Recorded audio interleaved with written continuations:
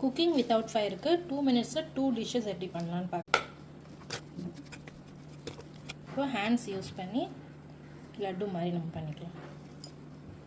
குட்டி குட்டி லட்டு பண்ணிக்கலாம்.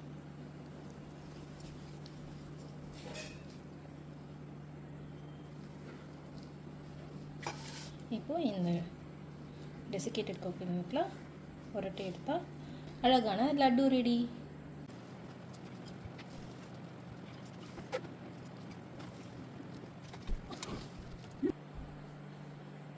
நெக்ஸ்ட்டு டெசிகேட்டட் கோகோனட் வச்சு கோகோனட் பர்ஃபி மாதிரி பண்ணலாம்.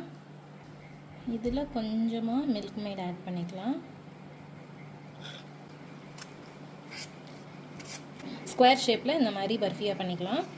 இது மேலே நம்ம இன்னும் கொஞ்சம் டெசிகேட்டட் கோகோனட் கூட போட்டுக்கலாம். எனக்கு இந்த கோகோனட் பர்ஃபி ரொம்ப பிடிக்கும்.